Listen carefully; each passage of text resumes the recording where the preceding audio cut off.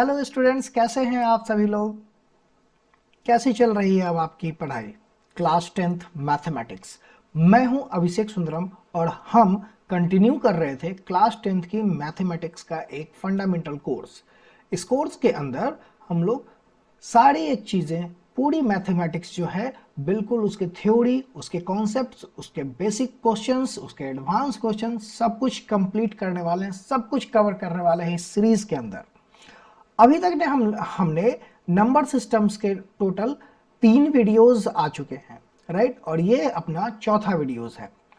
यहाँ से अभी तक आपने जो पढ़ा है वो नंबर सिस्टम्स के बारे में पढ़े हमने हमने यूक्लिड डिवीजन एल्गोरिदम के बारे में देखा, एचसीएफ निकालना, एलसीएम निकालना सीखे हैं हम। इन दोनों के बीच का एक रिलेशनशिप होता है जो कि सिर्फ 2 नंबरों के लिए होता है, हमने वो भी सीखा है। रेशनल नंबर के बारे में सीखा है। और अब हम लोग शुरू करने जा रहे हैं एक नया टॉपिक इसी के अंदर, नंबर सिस्टम के अंदर, जिसका नाम है इरेशनल नंबर। इरेशनल नंबर क्या है? अभी तक आपने रेशनल नंबर के बारे में सुना था, राइट। रेशनल नंबर, तो रेशनल नंबर के बारे में जब हमने सुना तो हम इसको लिख सकते थे p बाई क्यू के फॉर्म में। यहाँ पे p एंड q ये क्या थे? ये इंटीजर थे एंड q जो था वो 0 के बराबर नहीं था। उसे हम कहते हैं rational number. Rational number is a number which can be represented in the form of p by q where p and q are integers and q is not equal to 0। Okay. Similarly what is irrational number? नया topic है, नया concept है, नए numbers हैं। अभी तक class 9 तक आपने इसको नहीं पढ़ा था। क्लास 9 में भी रेशनल नंबर के बारे में ही आपको पढ़ाई करनी थी, राइट। चलिए तो देखते हैं कि क्या है इरेशनल नंबर। तो इरेशनल नंबर एक ऐसे नंबर हैं जिनको आप p बाई क्यू के टर्म में रिप्रेजेंट नहीं कर सकते हैं। ओके, p बाई क्यू के टर्म में रिप्रेजेंट नहीं हो सकता है और ये टर्मिनेटिंग डेसिमल्स भी नहीं हो सकते हैं और ये रिपीटिंग डेसिमल्स में भी नहीं हो सकते हैं।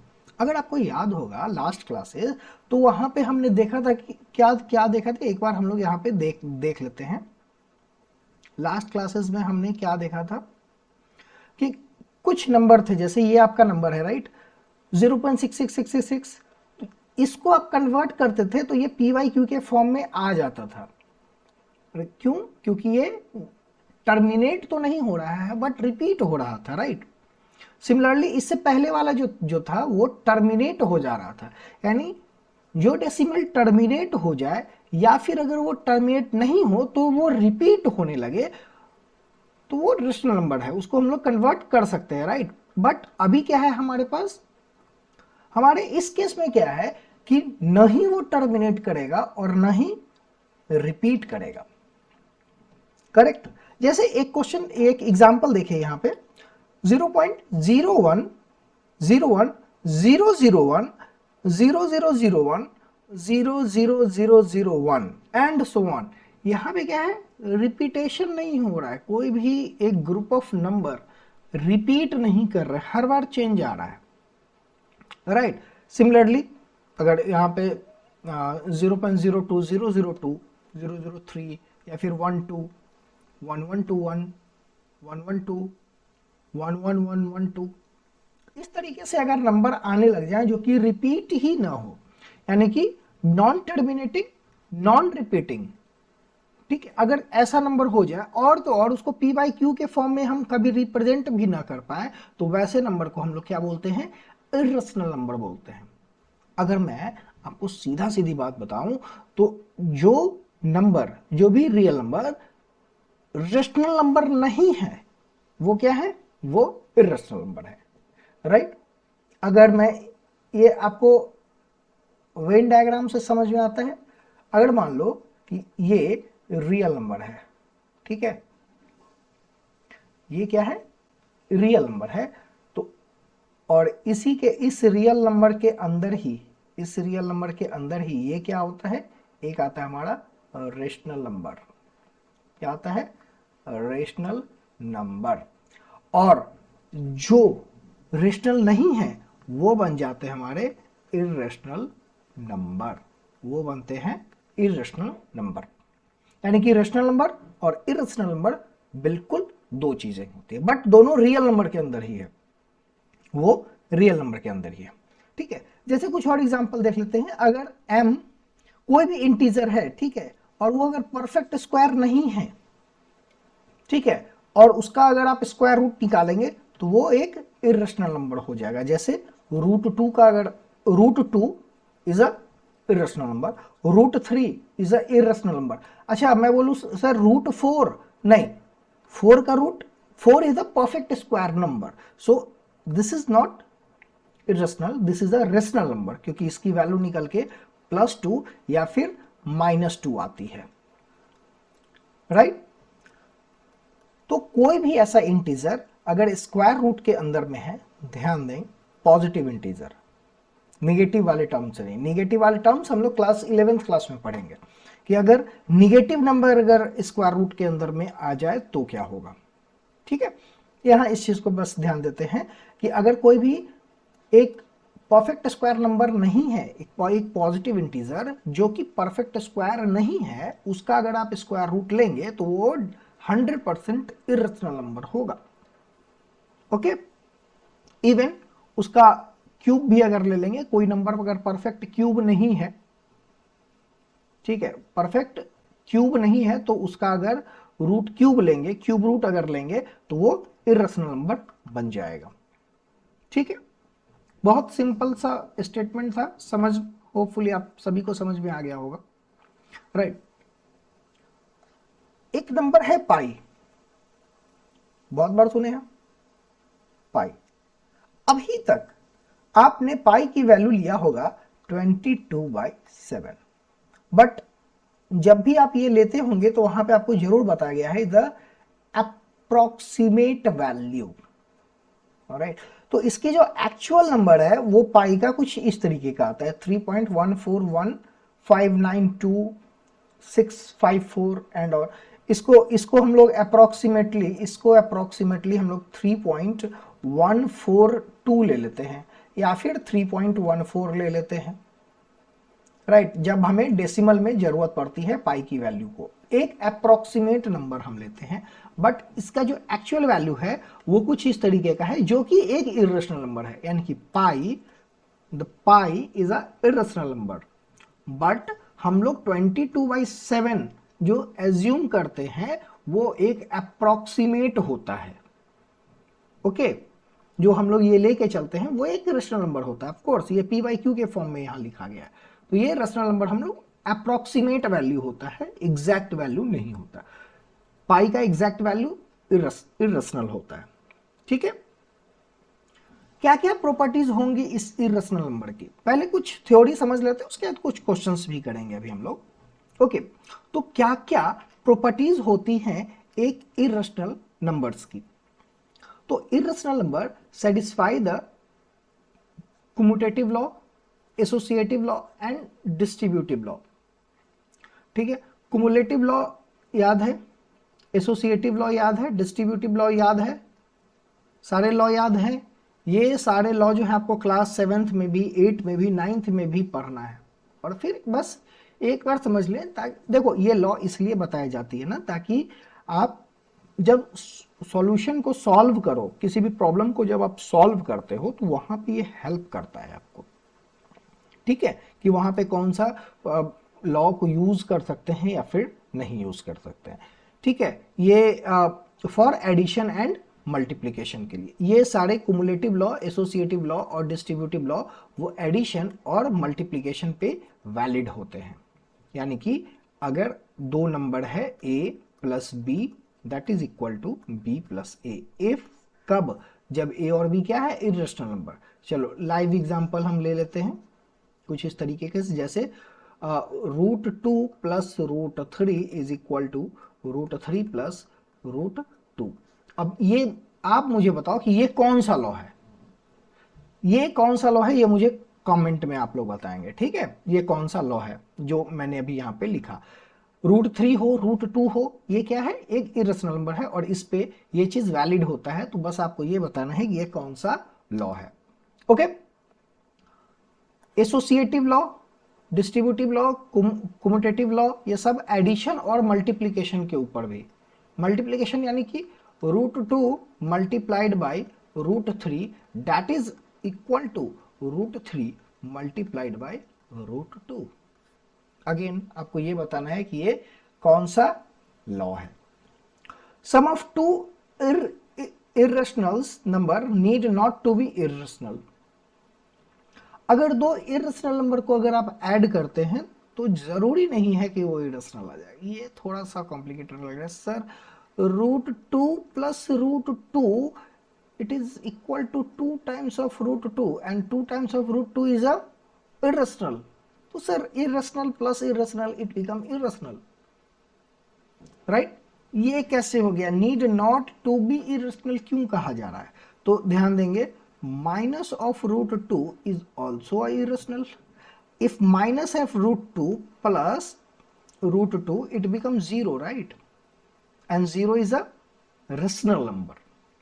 0 is a rational number। Similarly, if sum need not to be irrational, difference is also need not to be irrational। Similarly, difference √2 minus √2 is 0। यहां मैंने सम किया था, इस चीज को ध्यान रखें। यहां पे माइनस ऑफ √2 प्लस समेशन हो रहा है √2 से, यानी कि एक निगेटिव √2 था और एक पॉजिटिव √2 था, उन दोनों का हमने एडिशन किया है यहां पे। ठीक है। Product of two irrational need not to be irrational. ये कैसे? Product of two irrational number, again देख लेते हैं ना। √3 multiplied by √3, this is equal to 3 actually, but √2 into √3 it is √6। अच्छा, बार बार √2 ले रहा हूं, ये डाउट आ रहा है ना। चलो ठीक है। √5 into √3 it is √15 actually। √15 is also an irrational number। √5 is irrational number where √3 is also irrational number। तो देखो यहां पे मैंने दो इरेशनल नंबर को मल्टीप्लाइड किया तो मुझे क्या आंसर मिला है? रेशनल नंबर आया। बट यहां पे दो इरेशनल को मैंने मल्टीप्लाई किया तो इरेशनल नंबर ही आया। इसीलिए कहा गया है need not to be irrational. वो इरेशनल हो भी सकता है, नहीं भी हो सकता है। Similarly quotient of the two irrational number need not to be irrational, यानी कि अगर डिवाइड करते हैं, ठीक है, अगर मैं फॉर एग्जाम्पल कि √20 डिवाइडेड बाई √5 अगर मैं करूं, ठीक है, तो ये क्या निकल के आएगा? √20 डिवाइडेड बाई √5, दिस बिकम 2। अब कैसे आ रहा है 2? कमेंट में बताइए। ठीक है, तो ये क्या? और सिमिलरली जैसे √6 डिवाइडेड बाई √3 करेंगे तो इसका आंसर आ जाएगा √2। तो यहां पे 2 आ रहा है, this is rational number, but here √2 is a irrational number. इसीलिए कहा गया है कि आप एडिशन करें, आप सब्ट्रैक्शन करें, आप मल्टीप्लिकेशन करें या आप डिवीजन का काम करेंगे, इरेशनल नंबर जरूरी नहीं है कि दो इरेशनल नंबर का ये सम, डिफरेंस, प्रोडक्ट और डिवीजन हमेशा इरेशनल ही आए, वो रेशनल भी हो सकता है। चलिए आगे बढ़ते हैं। कुछ और प्रॉपर्टी है। रेशनल नंबर और irrational number is irrational. 2 plus √3, ठीक है, ये तो पहली बार सम होगा नहीं, ऐसे ही रह जाएगा, और ऐसे अगर रह गया तो ये इरेशनल है। डिफरेंस, चलो डिफरेंस के लिए मैं कुछ नहीं करता हूं, बस ये प्लस वाले को क्या कर देता हूं मैं, ये माइनस बना देता हूं, ये ऐसे ही रहेगा। Product of rational and irrational is irrational, यानी कि अगर मैं यहां 4 मल्टीप्लाइड बाई √5 करूं तो this become 4√5 and this is irrational. Actually this is irrational. Quotient of the rational and irrational, अगर मैं 5 डिवाइडेड बाई √5 कर दूं तो इसका आंसर √5 आएगा। ओके, 7 डिवाइडेड बाई √7 करूंगा तो इसका आंसर √7 आएगा। ठीक है, कभी ऐसा नहीं होगा कि आप रेशनल और इरेशनल के बीच में अगर डिवीजन करेंगे तो रेशनल नंबर आ जाए, पॉसिबल ही नहीं है। ओके, अब देखते हैं एक और इंपॉर्टेंट पॉइंट। अगर ए और बी, अगर कोई दो ऐसे डिस्टिंक्ट पॉजिटिव रेशनल नंबर हैं, ए और बी क्या है यहाँ पे रेशनल नंबर है, a and b is belongs to what, rational number, ये रेशनल नंबर है, ठीक है। Then a plus b by two, a plus b by two is a rational number lying between a and b, okay. अब आप एक काम कर लो, इसको और अच्छे से समझने के लिए हम एक काम करते हैं ना कि वो ले लेते हैं, ए की कुछ वैल्यू ले लेते हैं, लाइक ये 2 है और दूसरा नंबर जो है फॉर एग्जांपल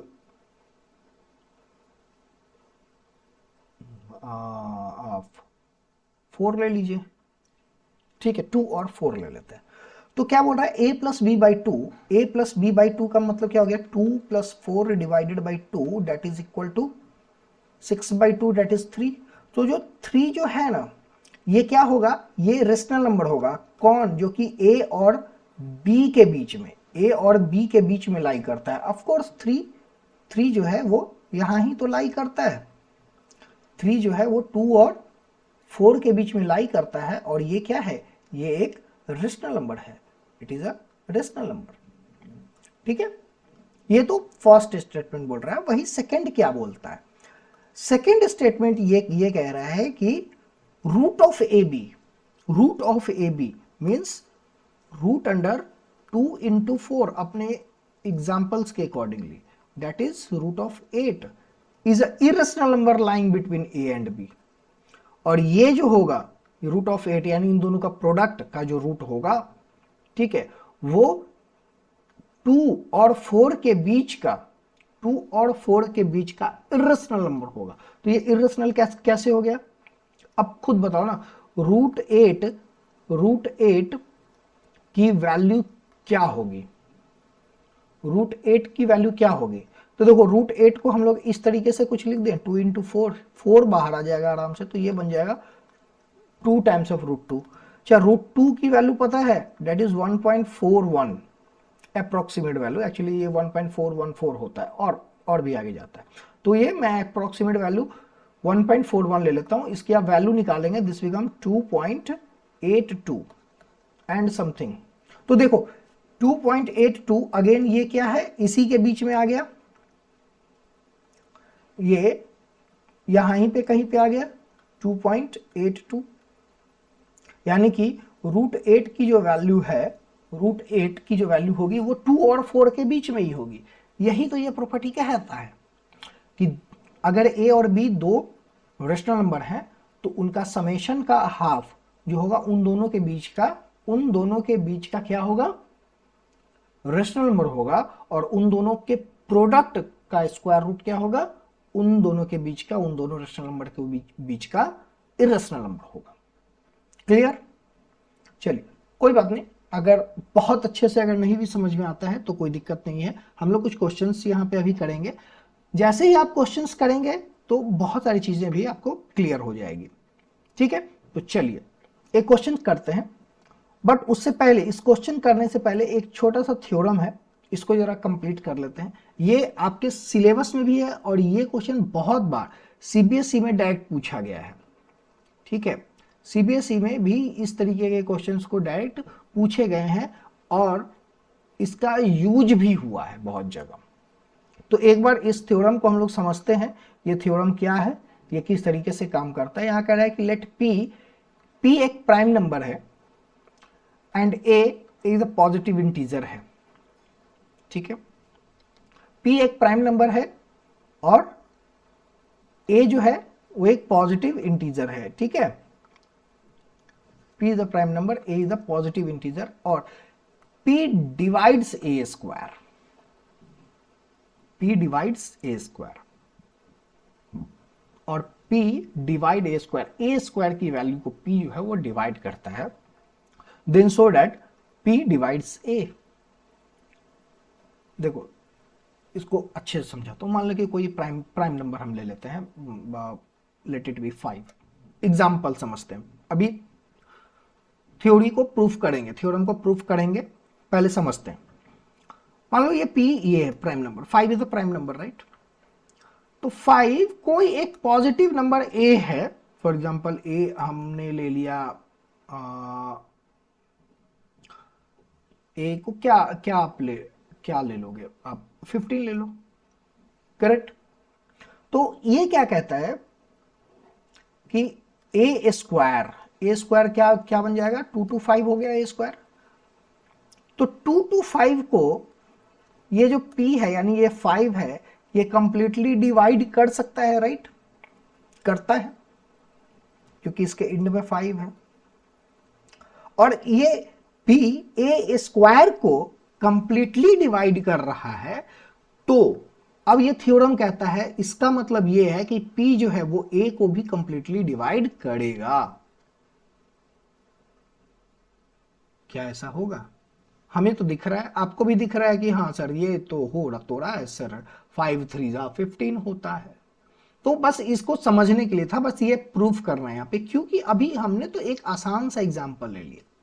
आगे इस चीजों को जब बिना कोई नंबर लिए जब आप इसको प्रूफ कर देंगे तो इसमें बहुत सारे इससे रिलेटेड बहुत सारे ऐसे क्वेश्चंस हैं जो डायरेक्टली 3 नंबर्स और 5 नंबर्स में पूछे जाते हैं, वो भी डायरेक्ट एग्जाम में। और जब क्वेश्चन आगे में आएगा तो आप खुद समझ जाएंगे कि ये क्वेश्चन किस तरीके से बनता है।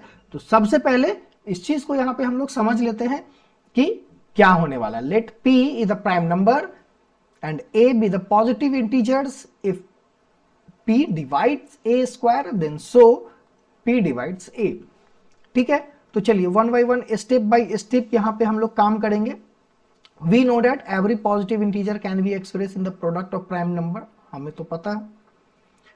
प्राइम फैक्टराइजेशन में यही तो पढ़े थे ना कि किसी भी नंबर का एक यूनिक प्राइम फैक्टराइजेशन होता है, यानी कि किसी भी नंबर को प्राइम नंबर्स के मल्टीपल में लिखा जा सकता है। करेक्ट पढ़े थे, जैसे 12 को 2 into 3 लिख सकते हैं, बिल्कुल वैसे ही।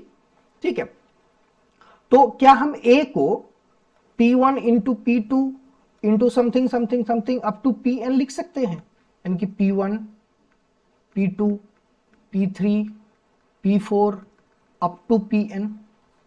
और ये p1 p2 p2 क्या, ये सब प्राइम नंबर है एक्चुअली, ये प्राइम नंबर है। हो सके कोई 2 होगा, 3 होगा, 5 होगा, 7 होगा, 11 होगा, हमें नहीं पता, हमने एज्यूम किया है कि वो एक कुछ प्राइम नंबर्स का प्रोडक्ट है, राइट, ऐसे ही होता है। ठीक है, अब जब ऐसे ही होता है तो जरा और आगे देखते हैं इसको। देन अब इसका हम स्क्वायरिंग करते हैं। क्वेश्चन में क्या बोला है कि ये कंडीशन तो दिया गया है ना क्वेश्चन में कि ए स्क्वायर को p डिवाइड कर रहा है। चलिए, तो ए स्क्वायर की वैल्यू क्या हो जाएगी, ये जो ग्रुप ऑफ प्राइम नंबर्स है जो हमने ऊपर लिया है अभी, ठीक है, ग्रुप ऑफ प्राइम नंबर्स जो है जिसको हमने यहाँ पे लिया था, ये 2 टाइम हो जाएंगे, 2 टाइम्स हो जाएंगे।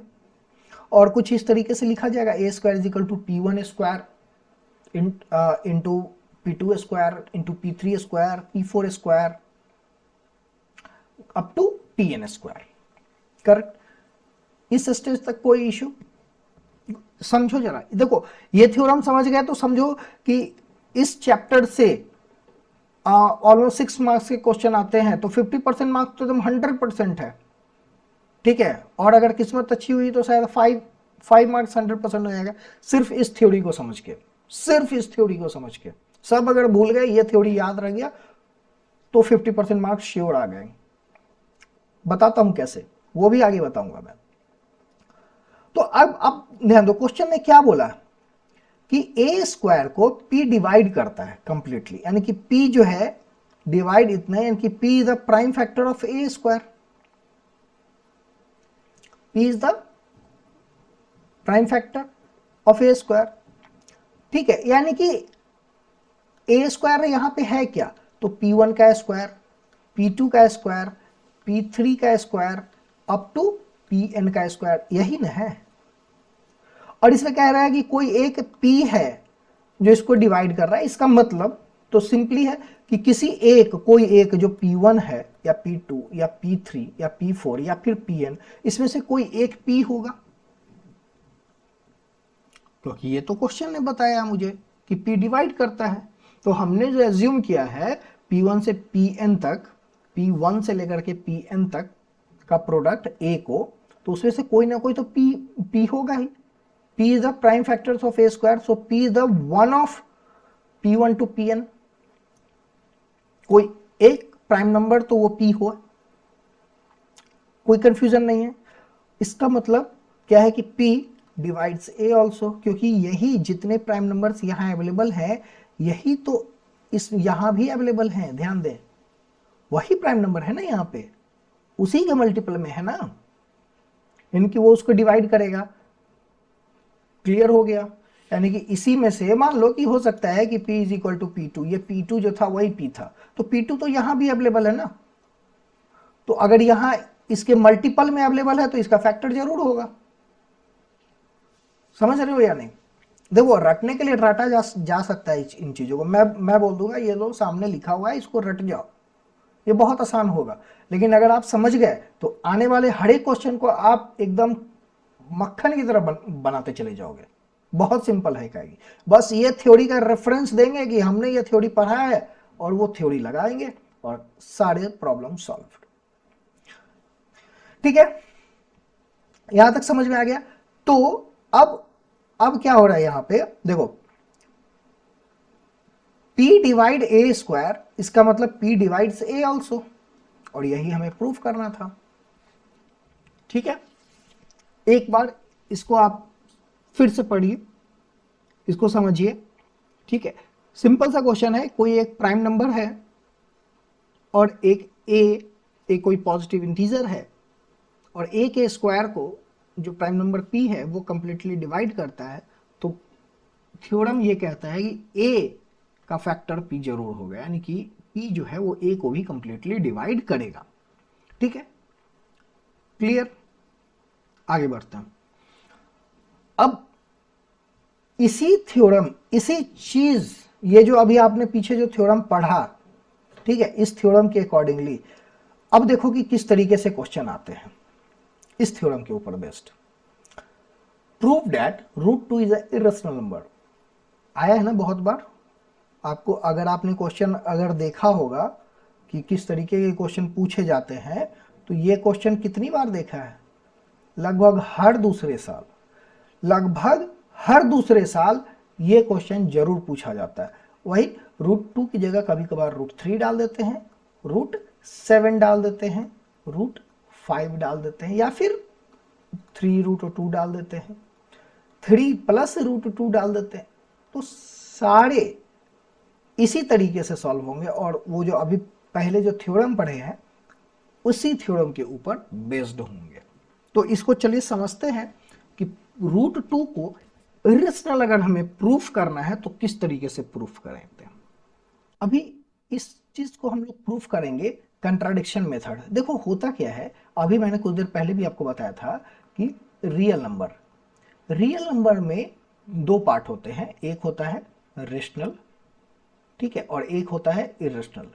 ठीक है, तो जो रेशनल है वो इरेशनल नहीं हो सकता है, और जो इरेशनल है वो रेशनल नहीं हो सकता है। तो हम क्या करेंगे ना, अब थोड़ा उल्टा तरीके से काम करेंगे। हम पहले से एज्यूम करके बैठेंगे नहीं, जो दिया है ना क्वेश्चन में वो रेशनल है, तो let's assume √2 is a rational number. और जैसे ही रेशनल नंबर हो गया तो क्या हम इसको एक फ्रैक्शन वाले रूप में लिख सकते हैं? चलो मान लो कि हमने एक फ्रैक्शन वाले फॉर्म में लिख भी दिया, तो हो सकता है कि उसमें कोई कॉमन फैक्टर होगा। फॉर एग्जाम्पल, कोई एग्जाम्पल मैं बताता हूं, जैसे कि अगर मैंने कोई नंबर लिख दिया, जैसे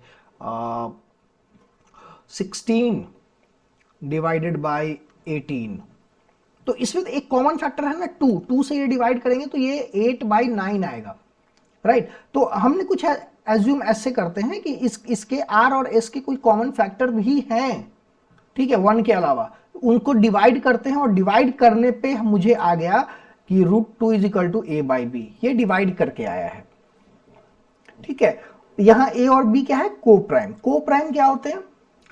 दो ऐसे नंबर, जैसे यहां देखो 8 और 9, देखो 8 और 9 दोनों में से कोई भी प्राइम नंबर नहीं है, राइट, बट ये दोनों को प्राइम है। को प्राइम हमेशा दो नंबरों के बीच का होता है या तीन नंबरों के बीच का होता है। ऐसे दो नंबर जिनका HCF 1 होगा, यानी कि इनके बीच में और कोई कॉमन फैक्टर नहीं होंगे।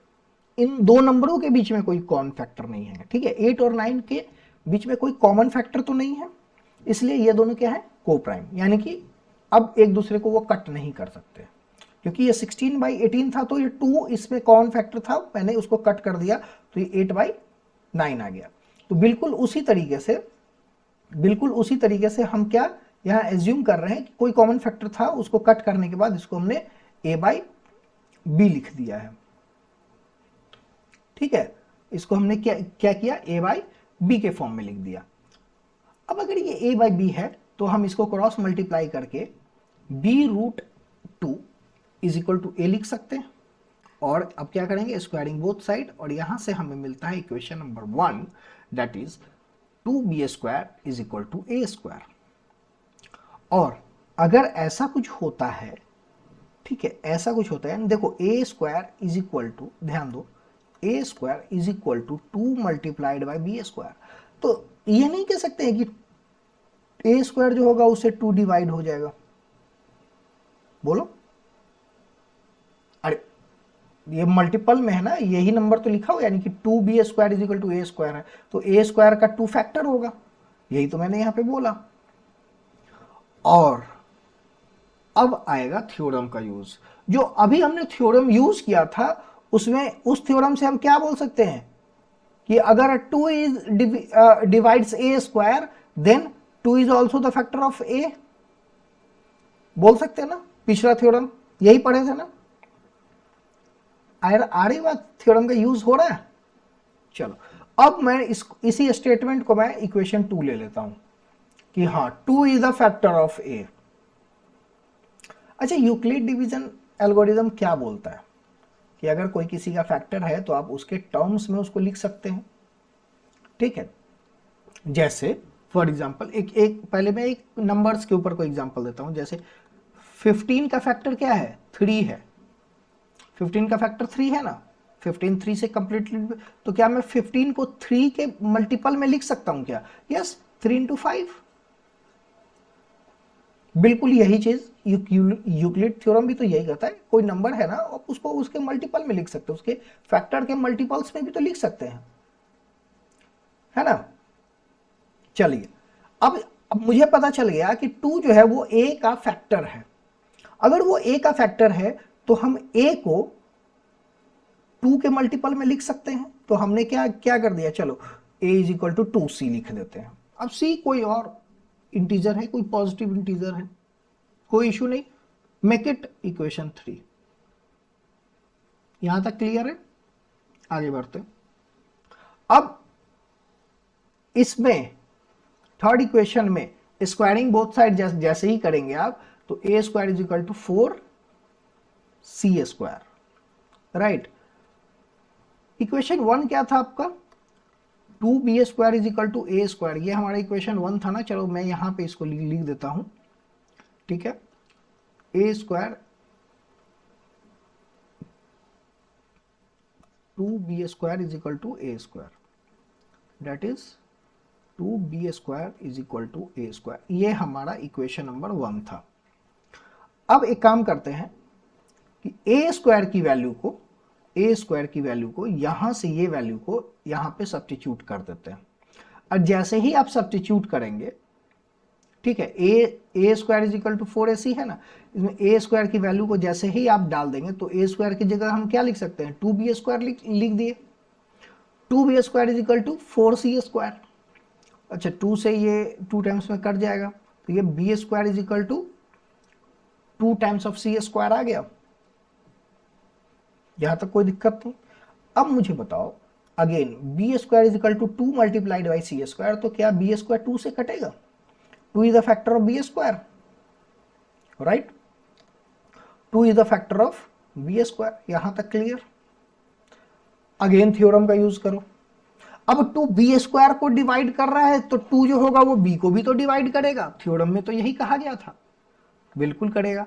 तो चलो इक्वेशन नंबर, इसको मैंने इस स्टेटमेंट को इक्वेशन नंबर 4 ले लिया कि 2 is the factor of b। यहां पे हमने क्या लिया था, चलो सबको मैं डिलीट करता हूं। यहां पे हमने क्या बताया कि 2 is the factor of a। यहां पे हमने क्या बताया, 2 is the factor of b। अच्छा एक बात बताओ, ये स्टार्टिंग में हमने क्या बोला था, a और b क्या होगा, को प्राइम, यानी कि इसके बीच का कोई कॉमन फैक्टर नहीं होने वाला है। बट इक्वेशन नंबर 2 को और इक्वेशन नंबर 4 को आप ध्यान दो तो क्या मिलता है कि a और b के बीच में क्या है, एक कॉमन फैक्टर है। कौन है वो, 2। कुछ समझ में आया, समझ में आ गया। यहाँ पे 2 हमारे पास कॉमन फैक्टर निकल गया, जबकि a और b क्या था, को प्राइम था, यानी कि उसका कोई कॉमन फैक्टर नहीं निकलना चाहिए था। तो ऐसा क्यों हुआ, हमने स्टार्टिंग में क्या एज्यूम किया था, √2 क्या है, रेशनल नंबर। सो बट ये कंट्राडिक्शन क्यों निकल के आया, कंट्राडिक्शन मतलब ये मतभेद जो हुआ, जो हमने माना वैसा नहीं निकल रहा है, वैसा प्रूफ नहीं हो पा रहा है। क्यों हुआ, क्योंकि हमारा अजम्पशन गलत था। ठीक है, क्योंकि हमारा अजम्पशन गलत था। और जैसे ही हमें पता चला कि मेरा अजम्पशन क्या था, मेरा अजम्पशन था कि √2 क्या है, रेशनल है। √2 क्या है, रेशनल है। ये अजम्पशन हुआ गलत। और रेशनल अगर वो नहीं है, कोई नंबर, एक रियल नंबर अगर रेशनल नहीं है तो वो क्या होगा, ऑफ कोर्स वो क्या है, इरेशनल है। वो क्या है, irrational. Hence proved √2 is the irrational number. बिल्कुल अच्छे से समझ लो, इस थ्योरम से एक क्वेश्चन आते ही आते हैं। छोटे क्वेश्चन होंगे तो 3 नंबर, बड़े क्वेश्चन 5 नंबर। क्लियर। सिमिलरली इस तरीके के कुछ क्वेश्चंस भी बनाए जाएंगे। देखो ऐसे में क्या होगा, given that √2 is the irrational, ये पहले बता दिया आपको, बट ये आपसे पूछ रहा है 5 प्लस √2 इज इरेशनल, ये बताना। यानी कि देखो 5 तो रेशनल नंबर है आपको पता है, और √2 इरेशनल आपको पता है, तो इनका समेशन जो है वो इरेशनल है। ये प्रूफ करने के लिए बताया। प्रॉपर्टी में मैंने आपको बताया था ना कि some of rational and irrational may not be irrational, may not be irrational. But यहां पे पूछा जा रहा है, परफेक्ट एग्जांपल देखे कि इन दोनों को अगर सिर्फ आप ऐड करेंगे तो वो इरेशनल होगा, ये प्रूफ करना है। ठीक है, नहीं थ्योरम प्रॉपर्टी में हमने क्या क्या पढ़ा था, rational plus irrational is always irrational, और यही चीज आपको यहां पे प्रूफ भी करना है। राइट, चलते हैं अगेन, अजम्पशंस लेंगे। 5 प्लस √2 रेशनल नंबर, एज्यूम कर लो। और जैसे ही आपने एज्यूम किया है तो इसको आप a बाई बी के फॉर्म में लिख सकते हैं, where a and b are the coprime. सिम क्लियरली लिख दो, a and b is the co-prime that can be represented in the form of a by b and a and b are the co-prime and b is not equal to 0। अगर ऐसा हुआ तो यहां से √2 की value निकाल दो, निकल गई, √2 की वैल्यू निकाल दो। अब a और b एक्चुअली एक पॉजिटिव इंटीजर्स है, इसका मतलब ये जो है a minus 5b divided by b, ये भी एक क्या होगा, एक रेशनल नंबर होगा। ठीक है, ऑफ कोर्स ये एक रेशनल नंबर होगा क्योंकि a and b rational number है और b 0 के बराबर नहीं है, इसलिए a minus 5b is a rational number which is equal to 2 is also rational number. क्यों, क्योंकि ये तो √2 के बराबर है, तो √2 इरेशनल होगा। बट क्वेश्चन ने तो मुझे पहले ही बोल दिया कि भैया √2 जो है वो क्या है, इरेशनल नंबर है। जैसे ही हमें क्वेश्चन ने बताया कि ये तो इरेशनल नंबर है, बट मुझे निकल के आ रहा है कि ये रेशनल नंबर है, तो हम ढूंढेंगे कि ये क्यों निकल के आ रहा है। क्योंकि हमने स्टार्टिंग में एक अजम्पशन लेके चल रहे हैं, यानी हमारा अजम्पशन क्या है, गलत है। हमारा अजम्पशन गलत है, और जैसे ही हमारा अजम्पशन गलत हो गया, इसका मतलब उसका उल्टा, मैंने रेशनल माना था, बन क्या गया, वो बन गया इरेशनल बन गया है। ठीक है, यानी कि 5 plus √2 is the irrational number. बिल्कुल यही सारे क्वेश्चंस आपसे पूछे जाएंगे। ठीक है, बिल्कुल यही क्वेश्चन होंगे। डेटा मे बी चेंज, √2 की जगह मे बी √3 हो सकता है, 5 की जगह 1 2 3 4 5 6 7 कोई भी एक नंबर हो सकता है, बट इसी तरीके के क्वेश्चन पूछे जाएंगे। ठीक है, क्लियर है यहां तक।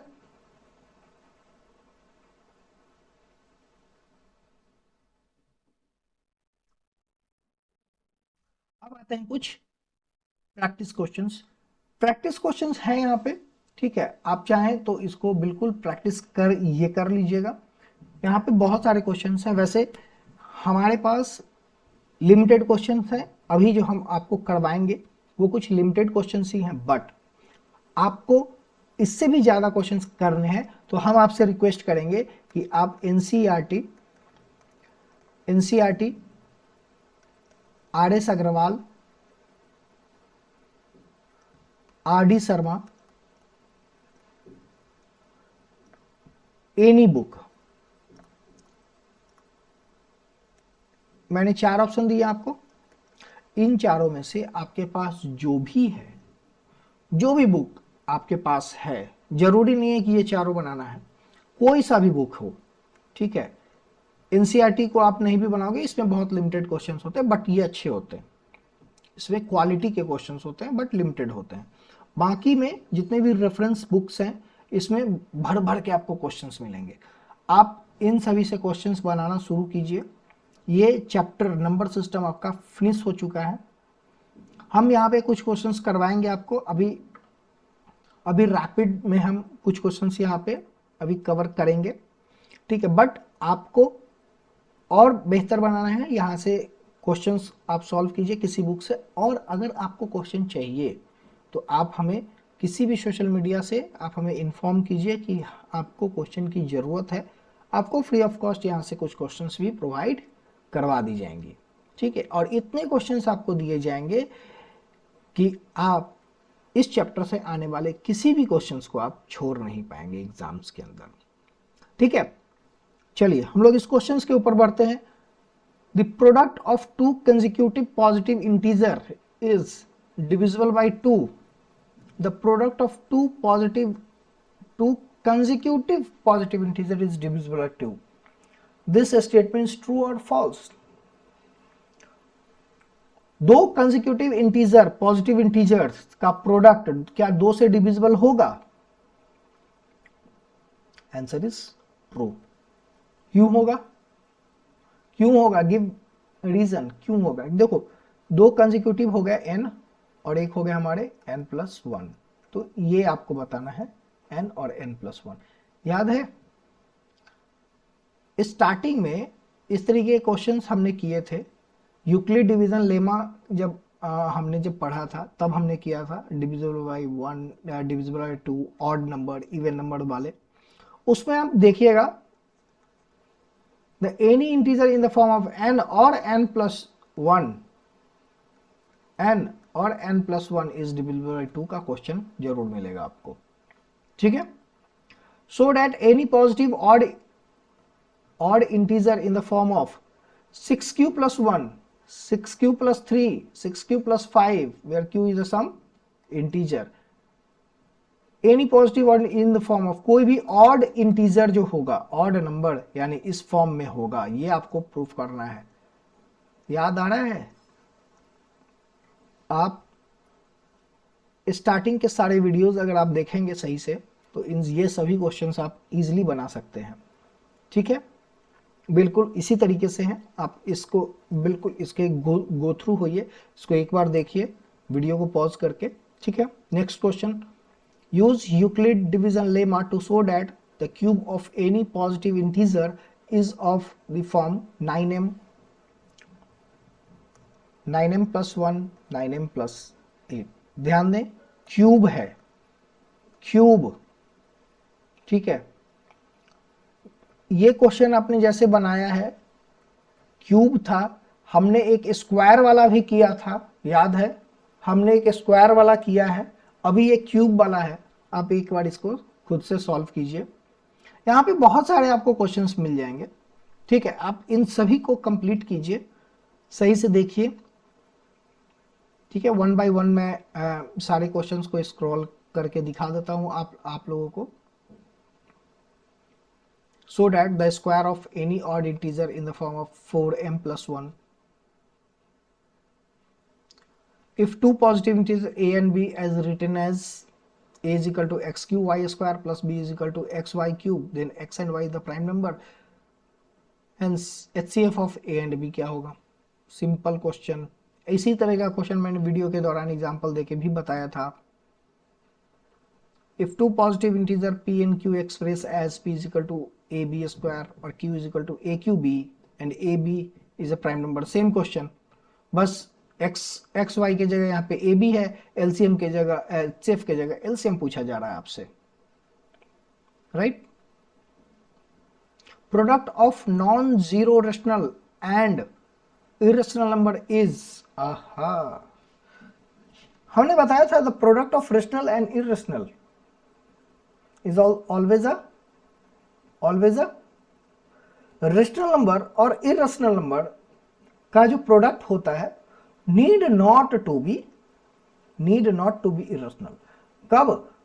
वो रेशनल नंबर जीरो भी हो सकता था, 0 into root 2 is 0 rational, but 1 into root 2 इधर रूट 2 इज इरेशनल। क्वेश्चन ने पहले ही बोल दिया नॉन जीरो, वो जीरो नहीं होना चाहिए।